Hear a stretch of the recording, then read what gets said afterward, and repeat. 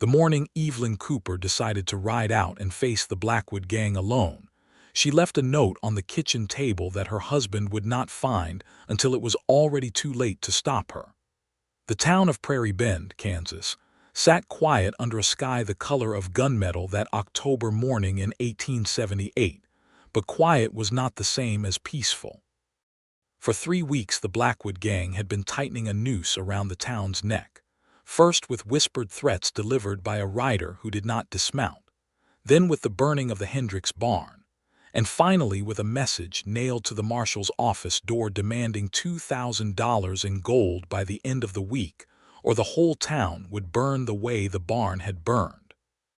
Marshal Emmett Wilcox had spent those 3 weeks pacing the boardwalks with a face like carved stone, and Evelyn had watched her husband age 5 years in 21 days. She was not the town marshal's wife by accident of fate but by choice, having married Emmett Wilcox 4 years prior after he arrived in Prairie Bend as a deputy from Abilene, a tall man with sun-cracked hands and eyes the color of a Kansas sky before a storm. She had fallen for him slowly, the way a person falls for a good and steady thing, watching him help old widow Fletcher fix her fence posts and never once collecting a favor for it. He had courted her with wildflowers picked from the ditches along the road, and with long evenings spent on her father's porch talking about everything and nothing, and when he asked her to marry him, he had done it plainly, without flourish, saying only that he could not imagine the rest of his life without her voice in it. She had said yes before he finished the question. But that was 4 years gone, and now Emmett Wilcox was not her sweetheart on a porch, but the marshal of a town under siege, and Evelyn watched him carry the weight of 230 souls on shoulders that had once carried nothing heavier than a rifle and a courting heart. The gold was not the issue. The town council had scraped together most of it, selling cattle and mortgaging land they could not afford to mortgage. The issue was that Emmett had gone to see the gang's leader, a man named Silas Blackwood, 3 days prior under a flag of parley, and had come back with his jaw set tight and refused to speak of what had been said. Evelyn had pressed him that night in their bed, the lamp turned low, and he had finally admitted that Blackwood had no intention of taking the gold and leaving. Blackwood wanted the town's water rights, the deed to the only reliable well within 20 miles, and he wanted Emmett Wilcox's badge nailed to a post as a warning to every other lawman in the territory. "He means to burn us out regardless," Emmett had said, staring at the ceiling. "The gold buys us maybe a week. Then he comes anyway because a man like Blackwood cannot let a marshal stand against him and walk away respected. It would cost him too much among his own men. Then we do not pay him," Evelyn had said. "Then he burns us sooner." Emmett had turned to look at her, and in the lamplight she saw something she had never seen in her husband's face before, not in 4 years of marriage, not even in the year he had spent as a lawman in a territory that swallowed lawmen the way a drought swallowed creek beds. She saw fear, not for himself but for her, and for the town, and for every plan he had turned over in his mind and found wanting. She had not slept that night. She had lain beside her husband and listened to his breathing slow into an exhausted sleep, and she had thought about her own father, a circuit preacher who had once told her that God rarely handed a person a clean solution, only a hard choice and the courage to make it. She thought of widow Fletcher's fence, and the Hendricks barn reduced to ash, and the frightened faces of children who no longer played in the street after dark. She thought of Emmett riding out alone again with his badge and his rifle, likely to die on some scrub hillside with Blackwood's men laughing over him, and the town falling anyway because a dead marshal solved nothing. By dawn she had made her decision. She dressed in her plainest riding clothes, a brown wool skirt cut for riding and a man's canvas coat that had belonged to her father, and she saddled her mare, Dinah, in the gray hour before the sun cleared the horizon. She left the note on the kitchen table, 4 lines in her careful hand. "Emmett, I have gone to speak with Blackwood myself. Do not follow with guns, it will only give him reason to kill us both. I love you, I will be careful." Evelyn, She knew even as she wrote it that no words could make such a note anything but a wound to the man who found it, but she also knew her husband, knew that if she woke him and told him her plan he would forbid it, and would be right to forbid it by every rule of sense and safety, and she would have to defy him anyway. Better, she thought, to spare him the argument and simply go. The ride to Blackwood's camp took most of the morning. She had gathered enough from town talk, from the freight drivers and the drummers who passed through Prairie Bend, to know the gang held itself up in a canyon 11 miles northwest, along Coldwater Creek, where the limestone bluffs made a natural fortress. She rode with the sun climbing at her back, her heart beating so hard she could feel it in her throat, and she rehearsed what she would say to a man she had never met and had every reason to fear. She was 26 years old, and she had buried a brother to typhoid and watched her mother waste away from a fever no doctor in 3 counties could name, and she told herself that if she had survived those griefs, she could survive a conversation with an outlaw. It was a lie she told herself to keep her hands steady on the reins, and it worked well enough to get her to the mouth of the canyon by midday. She smelled the smoke of their cookfires before she saw the first rider. He came out from behind a boulder with a rifle already leveled, a young man with a scarred cheek and suspicion written plain across his face, and he called out for her to halt and state her business before she had ridden another 10 yards. "I am Evelyn Cooper Wilcox," she said, using her maiden name folded into her married one the way she sometimes did when she wanted to sound like more than one person, more formidable than a single woman on a horse. "Wife of Marshal Emmett Wilcox of Prairie Bend. I have come to speak with Silas Blackwood." The young rider's eyes narrowed, but something in her tone, the flat calm of it, seemed to unsettle him more than bluster would have. He called over his shoulder, and a second rider emerged, older, with a mustache gone gray at the edges, and the two of them conferred in low voices before the older one gestured her forward with his rifle barrel. "Ride slow," he said, "and keep your hands where we can see them." She did as she was told, guiding Dinah with her knees more than the reins, her hands resting open and visible on the pommel, and she rode into the outlaw camp with a composure she did not feel, deeper into the canyon than she had ever imagined riding, past men who stopped their card games and their whiskey to stare at her, until she came to a clearing where a man sat on an overturned crate, whittling a piece of cottonwood with a Bowie knife, and she understood without being told that this was Silas Blackwood. He was not what she expected. She had pictured a brute, something monstrous, but Blackwood was a slim man of perhaps 45 with a neat beard and reading spectacles pushed up on his forehead, and he looked at her with an expression of mild, almost academic curiosity, as though she were a puzzle that had wandered into his camp. "Well," he said, setting down his knife, "the marshal's wife. This is either very brave or very foolish, Mrs. Wilcox, and I confess I have not yet decided which."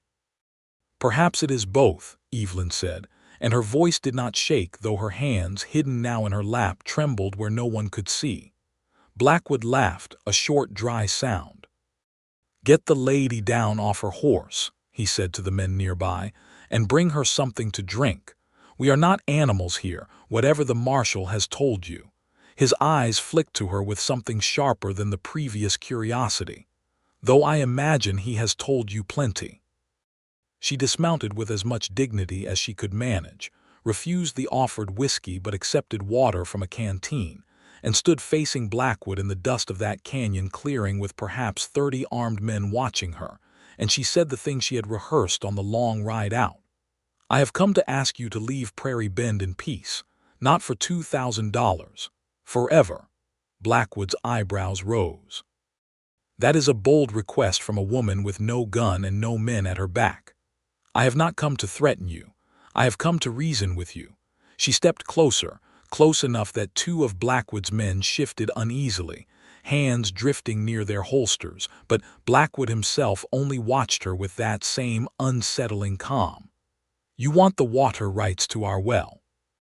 You could take them by burning us out, and you might succeed, but you would spend men doing it, and you would make every marshal and every ranger in 3 territories your permanent enemy. Or you could let me buy you off with something better than gold and better than a burned town full of ash you cannot drink from." "And what," Blackwood said slowly, "would that be?" "A legal claim," Evelyn said. "My husband's father left him a section of land 40 miles east, along the Solomon River with its own spring that has never run dry even in the worst drought years the old-timers remember. It is not worked. It sits idle. I can have the deed transferred to you within the month, properly filed at the land office in Concordia, no different than any rancher buying property.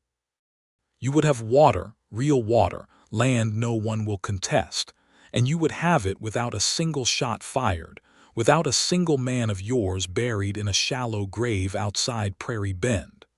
The clearing had gone very quiet. Even the men who had been watching her with lazy contempt now watched with something closer to attention. Blackwood studied her for a long moment, turning the piece of half-carved cottonwood over in his fingers. "You are offering me your husband's inheritance. I am offering you a way to get what you actually want, which is water and land you can hold without a rope around your neck, instead of what you say you want, which is my husband's badge and my town's ashes." She held his gaze, though every instinct told her to look away, to flinch, to run. "You are not a fool, Mr. Blackwood. A fool does not read Latin poetry while he waits to burn a town." She had noticed, tucked beside him on the crate, a worn leather book, its spine cracked, and she had gambled on what it might mean about the man. Something flickered across Blackwood's face, surprise, and beneath the surprise, for just a moment, something almost like respect. "Ovid," he said. "My father was a schoolteacher in Ohio before the war ruined him and put a gun in his hand instead of a book. I have not entirely forgotten what he taught me, whatever else I have become." He set the cottonwood carving down. "You have some nerve, Mrs. Wilcox, coming out here to bargain with your husband's own land as though it were poker chips."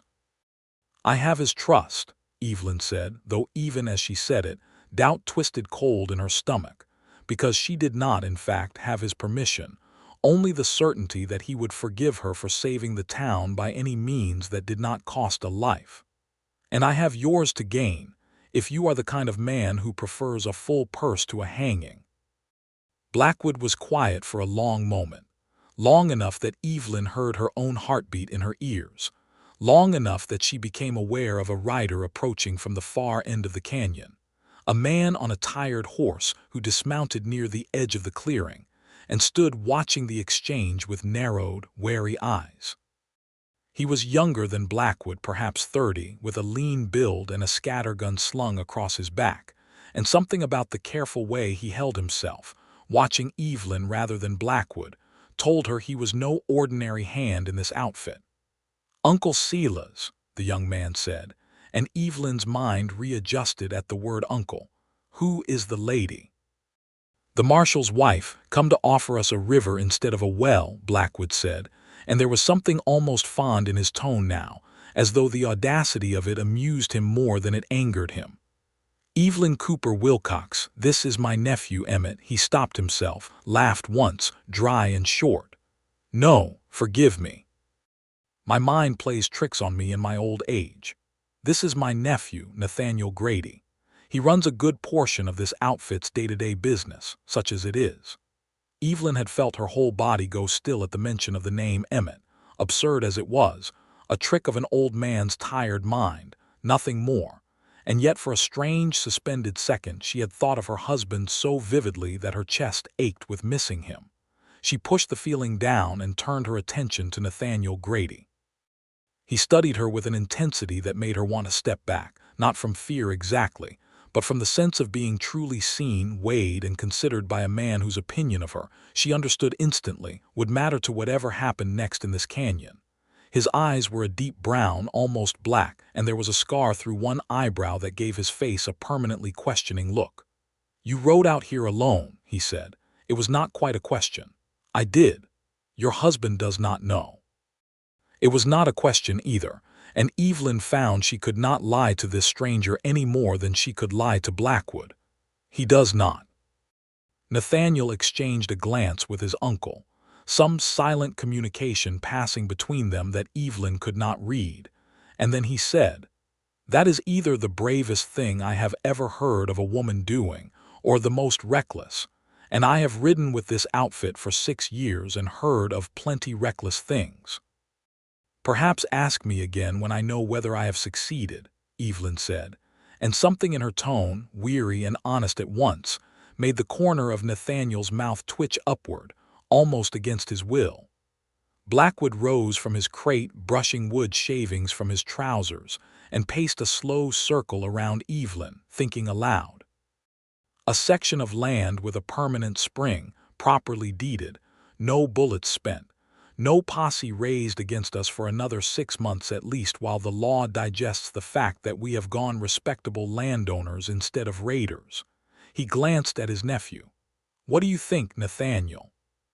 Nathaniel's dark eyes moved to Evelyn again, and this time there was something more than assessment in his look, something that made her aware, suddenly and uncomfortably, of how far she was from home, how alone, and how much this one man's opinion might tip the balance of whether she rode back to Prairie Bend alive or not at all. "I think," Nathaniel said slowly, "that the lady is telling the truth, and I think we would be fools to turn down a clean deed for a river when the alternative is a war with every lawman between here and Dodge City." He paused. "But I also think Silas ought to remember that a woman brave enough to ride alone into an outlaw camp is not a woman to cross afterward. If we take her offer and then burn the town anyway, word travels, and no rancher in the territory will trust a Blackwood deed again as long as they live." Blackwood laughed, a real laugh this time, and clapped his nephew on the shoulder. "Spoken like a man who has spent too many nights reading contract law instead of playing cards with the rest of us." He turned to Evelyn. "You have a bargain, Mrs. Wilcox, provisionally. I want to see this deed with my own eyes, properly filed, before I call off whatever plans I have for your town. And I want your word and your husband's word that no posse comes riding into this canyon the moment my back is turned." "You have my word," Evelyn said, relief flooding through her so fast it made her dizzy. "I cannot give you my husband's word from here, but I know him, and I know he wants peace far more than he wants a fight he cannot win outright. He will honor this bargain if it saves the town. Then we have an understanding, provisional as it is." Blackwood extended his hand, an oddly formal gesture in the middle of an outlaw camp, and Evelyn shook it, feeling the calluses and the strength in his grip, and understanding for the first time just how much danger she had actually been in and how narrowly she had walked clear of it. "I will escort her back," Nathaniel said, and it was not phrased as a request. "Alone, on the road, a woman is not safe even now, whatever bargain we have struck. There are other outfits in this territory less inclined to poetry than we are." Blackwood's eyes moved between his nephew and Evelyn with a flicker of something curious and considering, but he only nodded.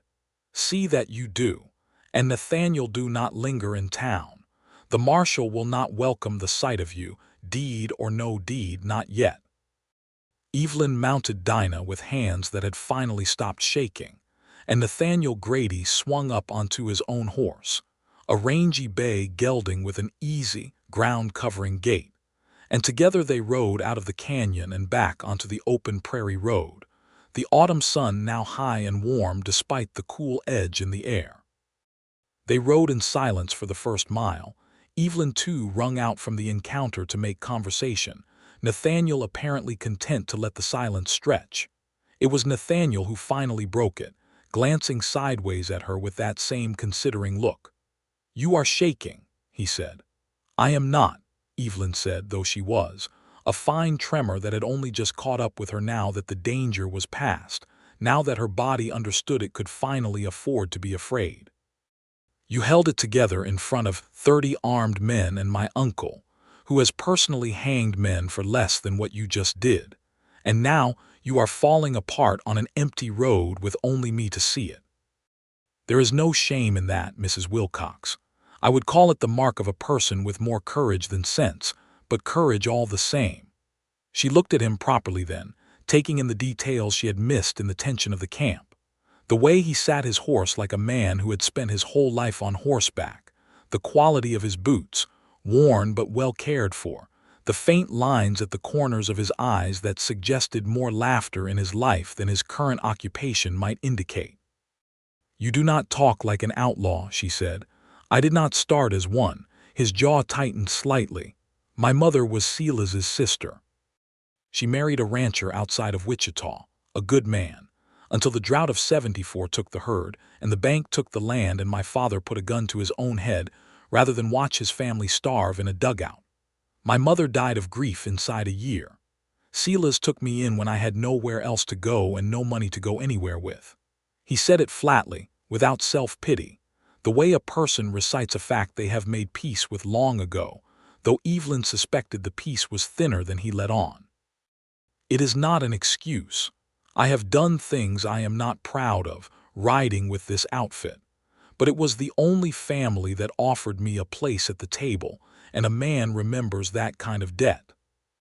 "That is not so different from a lot of stories in this territory," Evelyn said quietly. "Hard luck driving good people into hard choices. Perhaps." He was quiet a moment, the horse's hooves the only sound on the empty road. "Your husband, he is a good marshal, a good man." "The best I have known," Evelyn said, and meant it entirely, and yet found herself, strangely, wanting to say more to explain the fear she had seen in Emmett's eyes, the exhaustion, the way this siege had worn him down to something brittle, though she did not know why she would want to share such a private thing with a stranger, an outlaw's nephew no less, riding beside her on a dusty road. "Then he is a fortunate man," Nathaniel said, "to have a wife who would ride into a den of thieves to save what he could not save with a badge and a gun."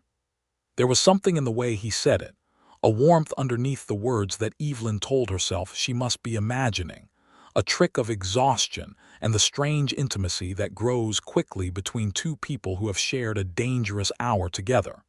She did not examine it further. She had a husband to return to and a bargain to explain, and a town whose fate hung, for now, on a piece of paper that did not yet exist. They reached the outskirts of Prairie Bend as the afternoon sun began its slow slide toward the horizon, and Nathaniel reined in his horse at the edge of town, refusing to go further despite Evelyn's assurance that Emmett would want to thank him for the escort. "Your husband will want to shoot me first and thank me never," Nathaniel said, though there was humor in it. "Better I stay clear of his rifle range until there is a signed deed between us instead of just a woman's word, however brave that word was." He paused, and something more serious crossed his face. "You did a fine thing today, Mrs. Wilcox. Foolish, as I said, but fine. I hope your marshal understands what he has in you."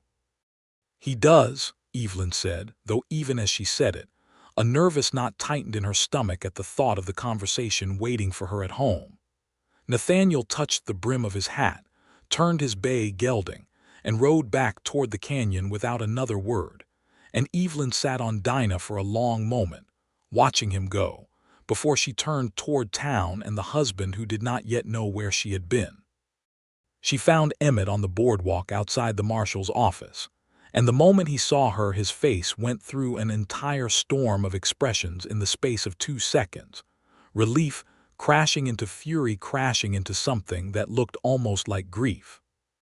"Where in God's name have you been?" His voice cracked on the question, raw in a way she had rarely heard from him. "I found your note 2 hours ago, Evelyn, 2 hours. I have had Deputy Harmon and half the town searching the roads west of here because I did not know if you had ridden into Blackwood's camp or into your own grave."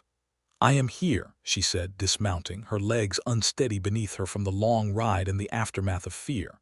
"I am safe. Emmett, you rode alone into an outlaw camp."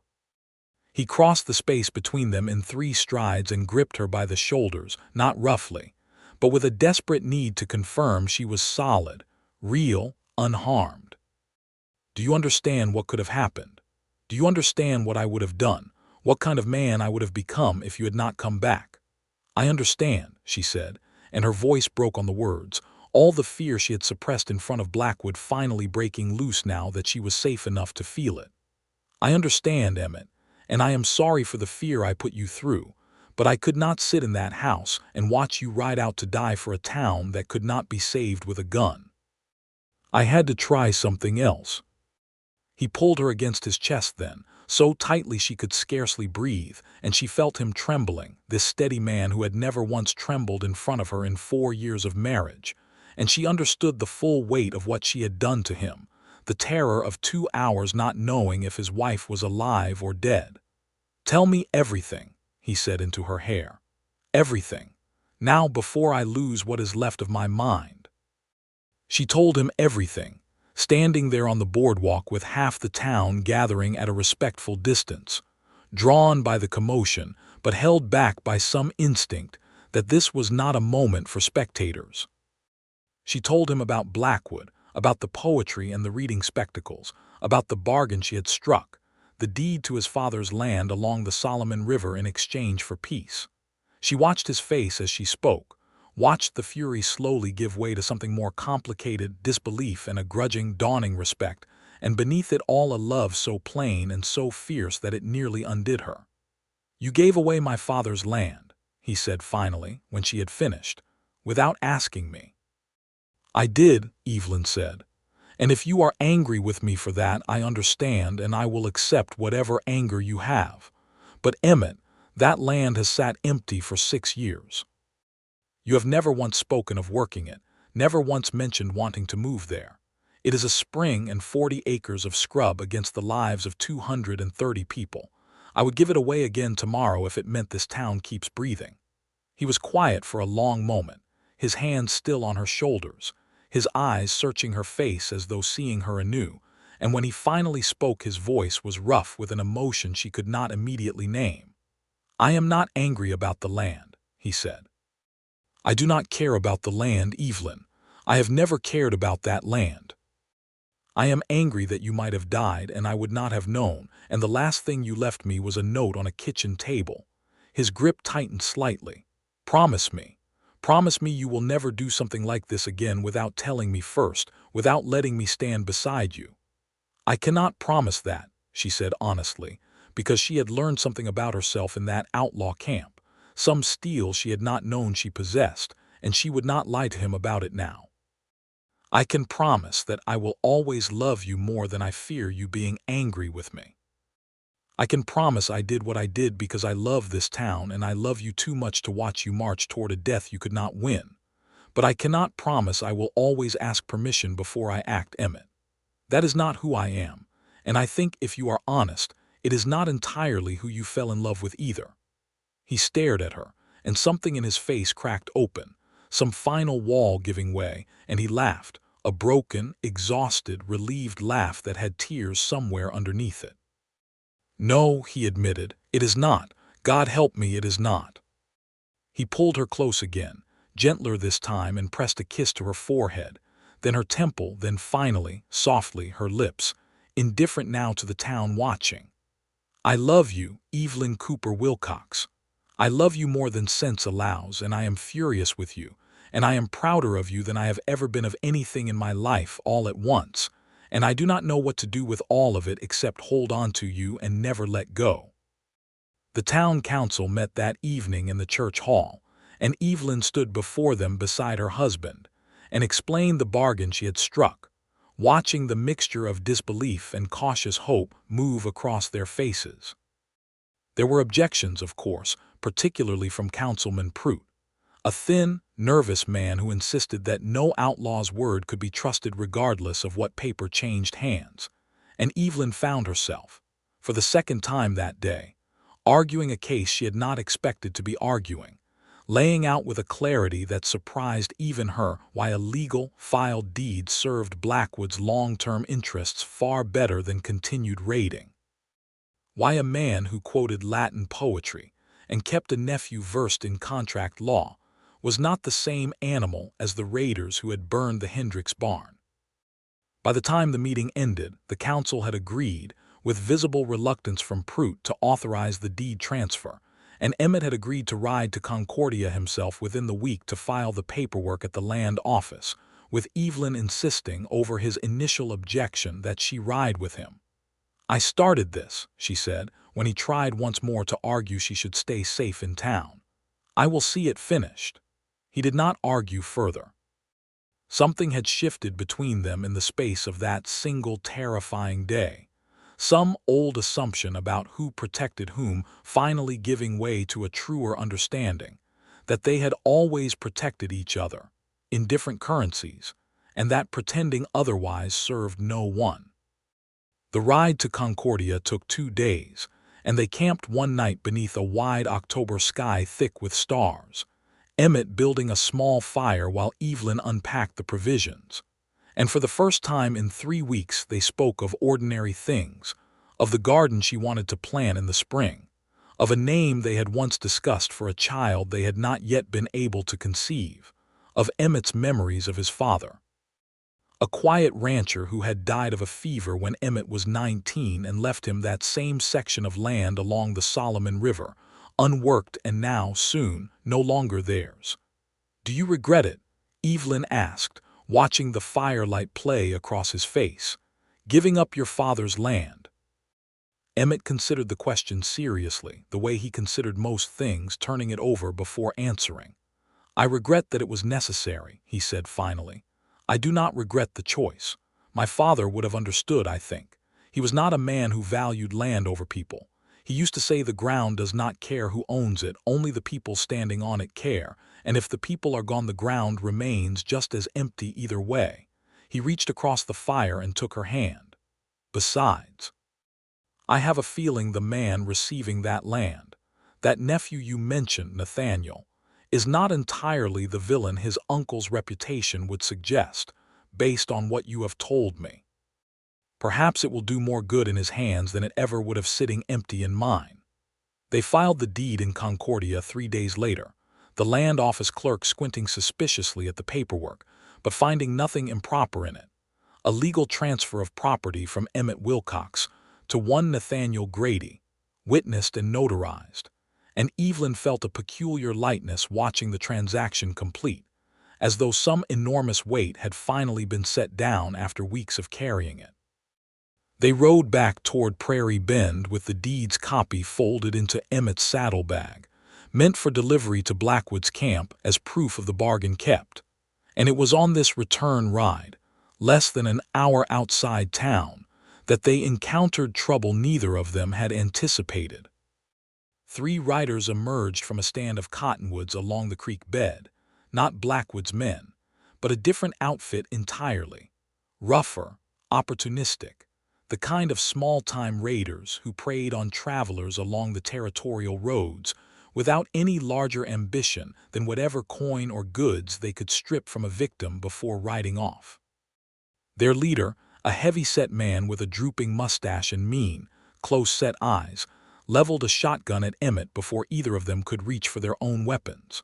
"Marshal Wilcox," the man said, an ugly satisfaction in his voice. "Word travels fast in this territory. Heard there is a fair bit of gold been raised in your town lately, meant for the Blackwood outfit. Seems a shame to let all that go to men who already have plenty when a few of us out here have nothing at all." "There is no gold on us," Emmett said evenly, though Evelyn could see the tension coiled in his shoulders, the careful way his hand hovered near but not on his holster. "You are welcome to search our saddlebags and satisfy yourself of that, but I would think carefully before you rob a territorial marshal in broad daylight. That is a hanging offense in 3 counties, and word of that would travel just as fast." The heavy-set man's eyes flicked to Evelyn, and something in his expression made her skin crawl, a calculation that had nothing to do with gold. "Maybe we are not after gold at all, Marshal. Maybe we heard about your wife riding alone into an outlaw camp, and figured a woman with that much nerve might fetch a fine price from certain buyers down toward the border, Marshal's wife or not." Evelyn felt Emmett go rigid beside her, felt the fury radiating off him like heat off a stove, and she understood in that instant that he would draw his gun even against 3 armed men and a shotgun, that he would rather die trying to protect her than live with the alternative. And she could not let that happen, not after everything, not after finally understanding what they meant to each other. "You should know," she said, her voice steadier than she had any right to expect, "that Silas Blackwood's outfit considers me under his personal protection as of 3 days past, on account of a bargain struck in his own camp. If you harm either of us, you will not just have a territorial marshal's death to answer for. You will have Blackwood's outfit hunting you as well, and I do not think you want 2 separate groups of armed men with reason to see you buried." It was a bluff, or half a bluff. She had no idea if Blackwood would truly extend such protection to her beyond their immediate bargain, but she said it with enough conviction that the heavy-set man's eyes narrowed, uncertainty creeping into his expression. "She is lying," one of the other riders muttered, though he did not sound entirely convinced himself. Before the heavy-set man could decide how to respond, the sound of approaching hooves turned every head, and a lone rider crested the low hill behind them, coming on fast, and Evelyn's heart leapt with a recognition that surprised her even as it flooded her with relief. Nathaniel Grady, his bay gelding at a hard gallop, his scattergun already in hand, closing the distance with the kind of speed that spoke of a man who had heard trouble and ridden toward it without hesitation. "That is far enough," Nathaniel called out, reining in hard beside Evelyn and Emmett, his weapon already leveled at the heavy-set man. "Silas Blackwood's outfit has business with these 2, and that business does not include watching some border trash rob them on an open road." The heavy-set man's face twisted with frustrated calculation, weighing his 3 riders against Nathaniel's evident willingness to use that scattergun, and whatever he saw in Nathaniel's steady dark eyes convinced him the odds had shifted badly. "This is not worth dying over," he muttered to his companions, and after a tense moment the 3 of them wheeled their horses and rode off north, disappearing over the same low hill they had appeared from, leaving the road quiet again except for the sound of the creek and the wind moving through the cottonwoods. Emmett let out a long breath, his hand finally relaxing away from his holster, and turned to Nathaniel with an expression Evelyn could not fully read, gratitude warring with the natural suspicion of a lawman toward an outlaw, however helpful.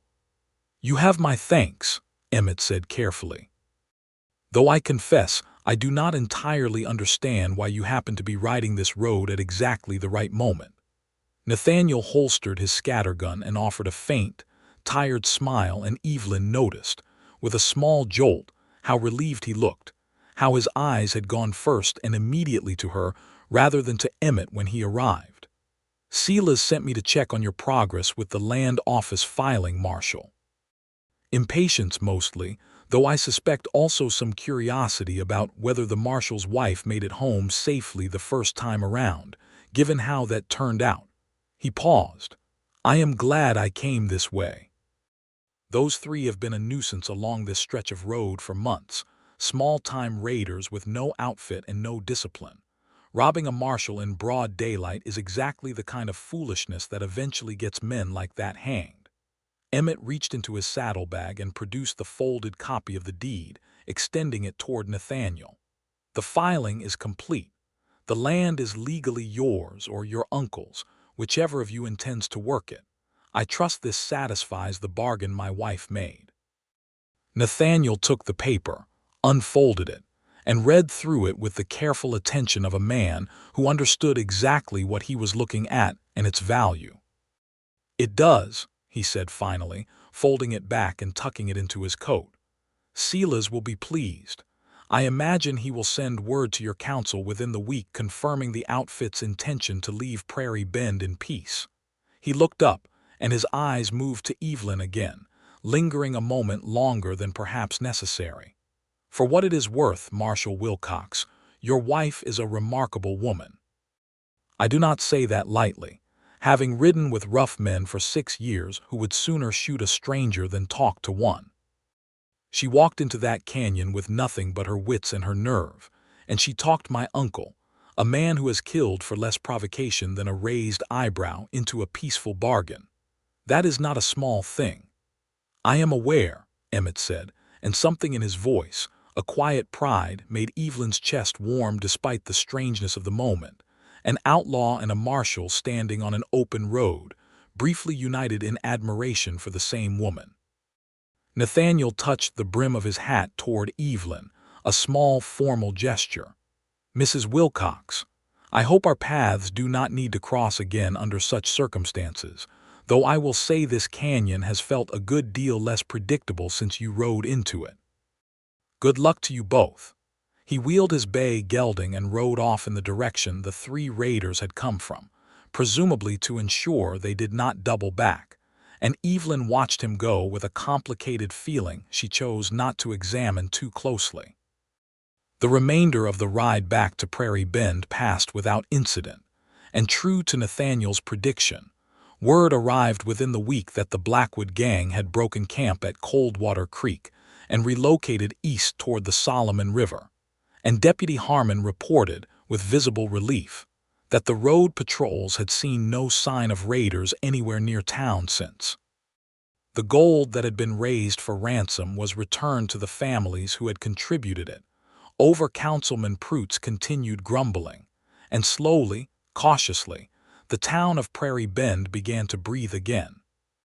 Evelyn found herself, in the weeks that followed, thinking of Nathaniel Grady more often than she felt entirely comfortable admitting, not with any romantic longing, for her heart belonged entirely and completely to Emmett, but with a curious warmth, a gratitude that would not quite settle, and a hope that a man who had shown her such unexpected kindness and honor might find some better life than the one circumstance had handed him. She did not have to wonder long. 6 weeks after the bargain was struck, a letter arrived at the Prairie Bend post office addressed simply to Mrs. Evelyn Wilcox, and Evelyn opened it with hands that trembled slightly, some instinct telling her before she even broke the seal that it concerned Nathaniel. The letter was from Nathaniel himself, written in a careful, educated hand that surprised her less now than it might have before their acquaintance. He wrote that he had left his uncle's outfit shortly after settling into the Solomon River property, that working the land and building a life around that spring had reminded him of the family he had lost, and the man he might have become had circumstances not driven him toward Silas Blackwood's camp in the first place. He wrote that Silas himself had encouraged the decision, telling his nephew plainly that an outlaw's life was no life for a man who still read poetry and dreamed of something better, and that Silas intended to make one final push toward a legitimate cattle operation on the same land before age caught up with him entirely, an ambition Evelyn found almost impossible to reconcile with the man who had once threatened to burn her town, and yet found herself believing all the same. Nathaniel wrote that he had taken up ranching in earnest, that the spring proved as reliable as she had promised, that he had begun building a small herd from mustangs caught wild on the plains, and a handful of cattle purchased honestly with money earned honestly, the first such money he had earned in 6 years. And then, almost as an afterthought, he wrote that he had met a schoolteacher in the nearby settlement of Delphos, a widow named Charlotte Rays who had lost her first husband to a rattlesnake bite 2 years prior and had been raising her young son alone ever since, and that he found himself, for the first time in longer than he could remember, imagining a future that did not involve looking over his shoulder. Evelyn read the letter twice, then a third time, and felt tears prick at her eyes, unexpected and entirely welcome. A strange joy at the thought of this man who had ridden to her rescue on an open road, finding his own rescue in return. She showed the letter to Emmett that evening, and he read it in silence, his expression unreadable until he finished, and then he set it down on the kitchen table and looked at her with something like wonder. "You did this," he said, "not just saving the town, this too, whatever that man's life becomes now, you had a hand in turning it." "I do not know that I did anything so grand," Evelyn said, though the warmth in her chest told her otherwise.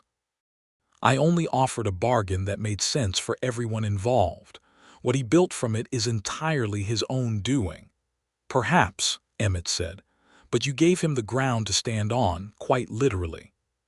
He smiled, a soft, genuine smile that still, after 4 years, made her heart flutter the way it had the first time she had seen it on her father's porch.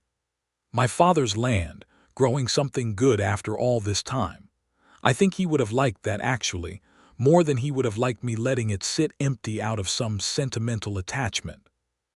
Life in Prairie Bend settled into a peace that felt almost unfamiliar after the tension of that autumn, and Evelyn found herself, for the first time in years, able to sleep through the night without waking to check whether Emmett had returned safely from some patrol or another.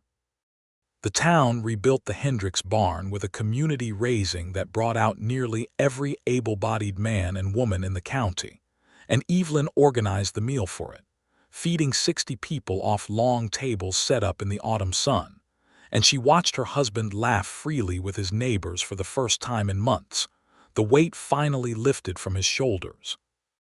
Winter came hard that year, as Kansas winters often did, with snow drifting waist-deep against the north sides of buildings and a cold that crept into every joint and crack in every wall. But it was a peaceful winter despite its harshness, filled with quiet evenings by the fire and the slow, deepening intimacy of two people who had faced a crisis together, and come through it not diminished but strengthened.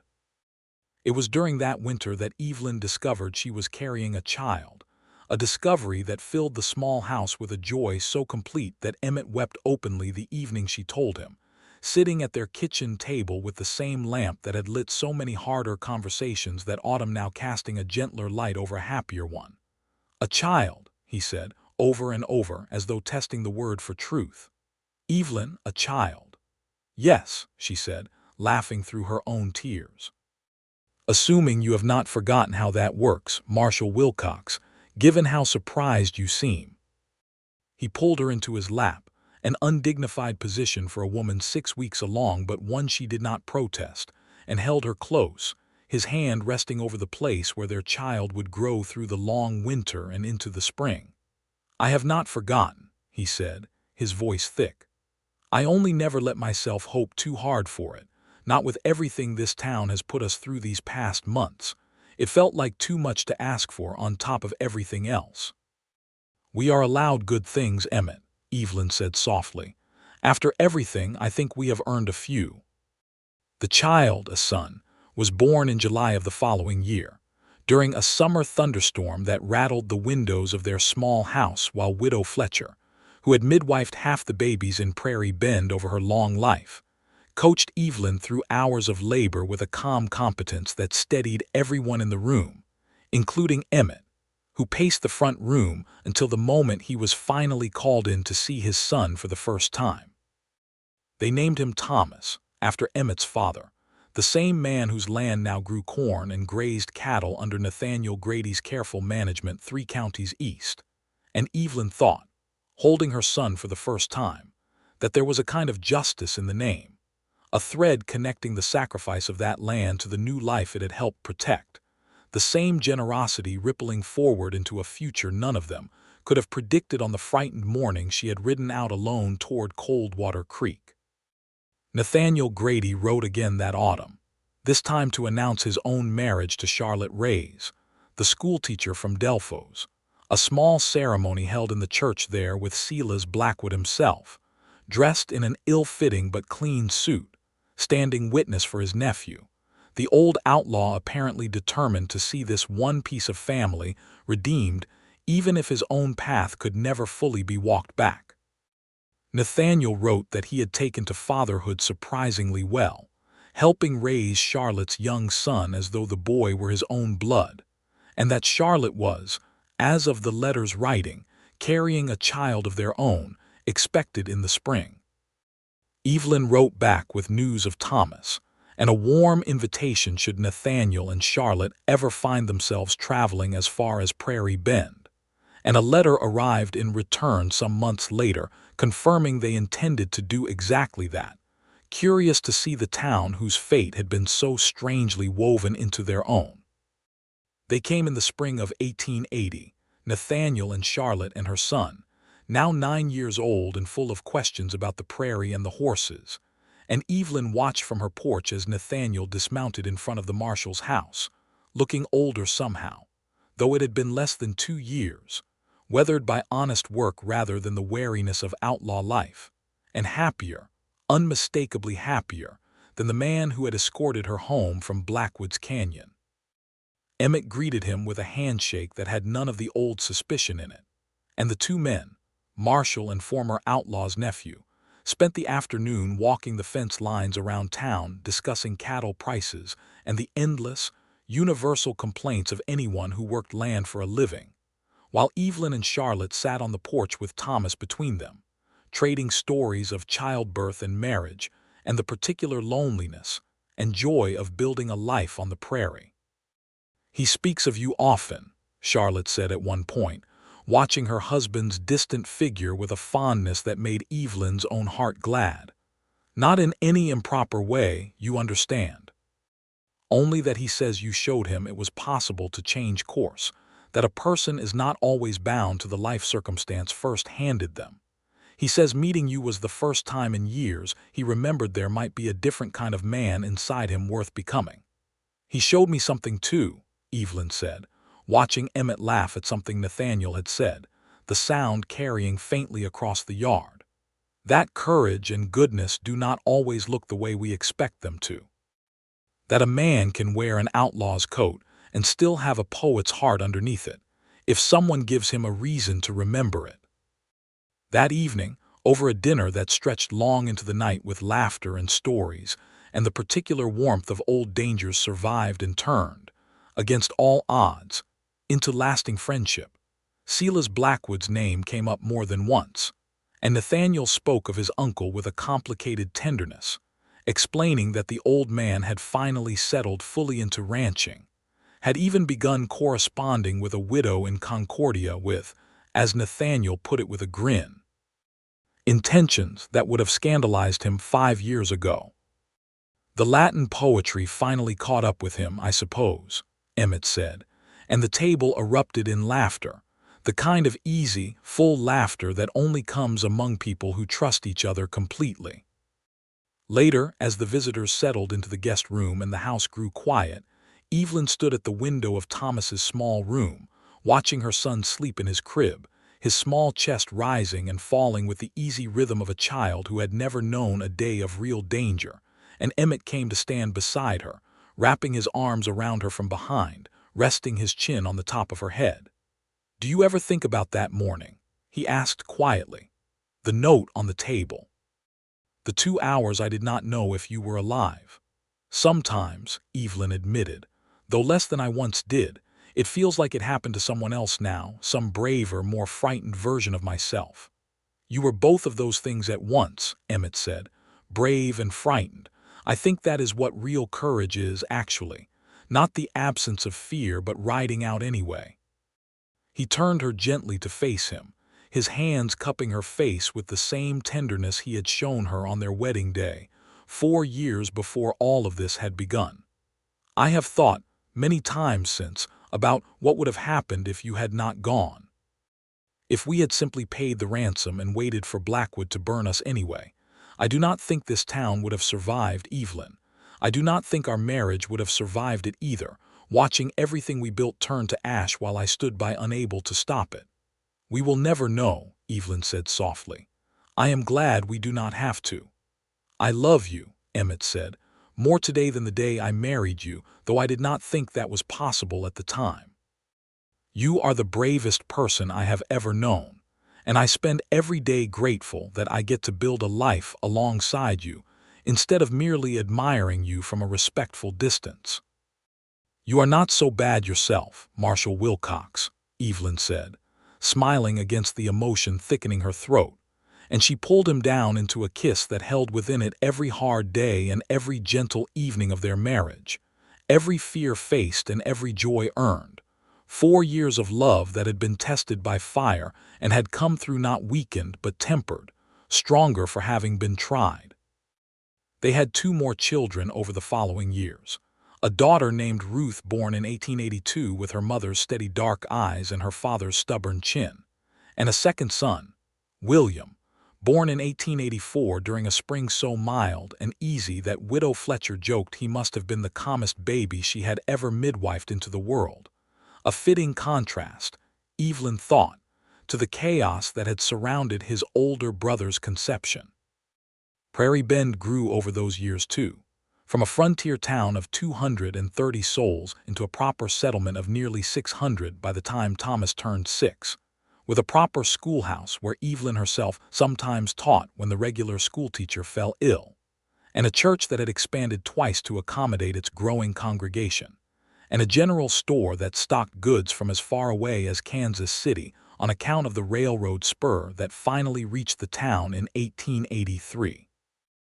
A development that made Emmett's job as marshal considerably more complicated with the increase in traffic and strangers passing through, but also brought a prosperity to the town that made the memory of Blackwood's siege feel, with each passing year, more like a distant storm survived than an open wound. Emmett served as marshal for 11 more years after that autumn of 1878, earning a reputation across 3 counties as a lawman who preferred negotiation to gunplay whenever the choice was available, a reputation that Evelyn suspected owed more than a little to the lesson she had taught him that year. That sometimes the bravest and most effective weapon a person could carry into a dangerous situation was not a gun, but the willingness to speak honestly with an enemy and find the shape of a peace neither side had thought to imagine on their own. He finally retired from the marshal's position in 1889, at the urging of a town council that wanted him to run for territorial representative instead, a position he accepted reluctantly at first and grew to love once he understood how much good could be done for towns like Prairie Bend from a seat where laws were made rather than merely enforced after the fact. Evelyn campaigned alongside him with the same steady determination she had once ridden into an outlaw's camp with, and their partnership, in politics as in marriage, became something of a local legend across the territory. The marshal and his wife who had once faced down Silas Blackwood's gang and lived not just to tell the tale, but to build an entire prosperous life in its aftermath. Silas Blackwood himself lived to see most of these years unfold, settling permanently into ranching alongside his nephew, marrying the widow from Concordia in 1881 in a ceremony that Evelyn and Emmett attended, an occasion so strange and so wonderful, watching an old outlaw exchange vows in a small country church with visible nervousness, that Evelyn found herself laughing and crying in equal measure throughout the entire service. He died peacefully in 1891, of old age rather than a lawman's bullet, surrounded by family, including a gaggle of great-nieces and nephews through Nathaniel's growing family, a death that would have seemed impossible to imagine on the day Evelyn had first ridden into his canyon, expecting to face a monster, and finding instead a complicated, flawed, ultimately redeemable man. Nathaniel and Charlotte's ranch prospered alongside Prairie Bend's own growth, and the two families remained close across the years, visiting several times annually, their children growing up as something like cousins despite the lack of any actual blood relation, bound instead by the strange, beautiful accident of history that had brought their parents together on a dusty road outside an outlaw's canyon. On the evening of their 10th wedding anniversary in the autumn of 1888, Emmett surprised Evelyn with a small gift, a leather-bound book of poetry he had ordered specially from a shop in Kansas City, and tucked inside the front cover, in his careful hand, he had written a single line: "For the woman who taught me that courage and love are not different things, but the same thing, worn different ways." Evelyn kept that book on her nightstand for the rest of her life, and she often thought, in quiet moments over the following decades, of that frightened, determined morning when she had left a note on a kitchen table and ridden out alone into danger she barely understood, not because she was fearless, but because she loved something more than she feared losing it: her town, her husband, the fragile, precious life they were building together against all the harsh unpredictability of the frontier they called home. She thought of Nathaniel Grady, too. Sometimes, the outlaw's nephew who had escorted her home on a dusty road and later found in her example the courage to walk away from the only life he had known toward something better, something built on honest work and honest love rather than fear and violence. She thought of Silas Blackwood, the outlaw who had quoted Ovid in a canyon, clearing and proven, against every expectation, that even hardened men carried within them the seeds of something worth redeeming, if only someone offered them the ground to plant it in. And she thought, most of all, of Emmett, her husband, her Marshal, the man who had wept with joy at the birth of each of their 3 children, who had built a life alongside her that neither of them could have imagined on the frightened morning this whole story began, who had learned, across 11 years and 3 children, and 100 smaller crises weathered together, that the truest partnership was not one person protecting another, but 2 people, equally brave and equally afraid, choosing again and again to face the world side by side. Prairie Bend still stands today, grown now into a proper county seat with paved streets and a courthouse built of good Kansas limestone. And though the outlaws and the open range and the particular dangers of that frontier era have long since passed into history, the story of the marshal's wife who rode out alone to negotiate with the very gang that threatened her town remained, for generations of Prairie Bend residents, the story they told their children on quiet evenings, a reminder that love, real love, sometimes required riding out alone into danger, and that the bravest thing a person could do was trust that the ground beneath them, however uncertain, however threatened, was worth the risk of standing firm upon it together, for as long as life allowed them the privilege of trying. Evelyn Cooper Wilcox lived to be 78 years old, long enough to see her 3 children marry and have children of their own, long enough to see Prairie Bend grow from a frontier outpost into a thriving town with electric lights and a railroad depot, and a future that would have seemed like magic to the frightened woman who had once ridden Dinah out toward Coldwater Creek at dawn.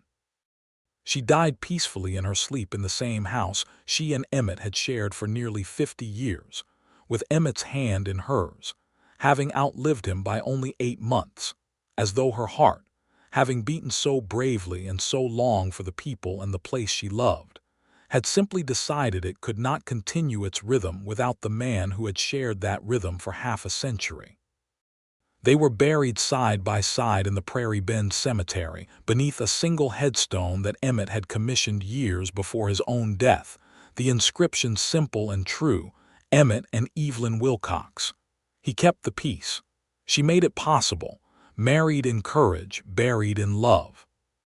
And on quiet evenings even now, when the wind moves through the tall grass along what was once Coldwater Creek, and the Solomon River still runs cool and constant from that same spring that changed so many lives that autumn of 1878, the old-timers of that country say you can almost hear, carried on the prairie wind, the echo of a woman's steady voice negotiating for peace, and a man's grateful laughter welcoming her home, and the sound, faint but unmistakable, of a love story that began with a note on a kitchen table and never, not once in 50 years, came to an end.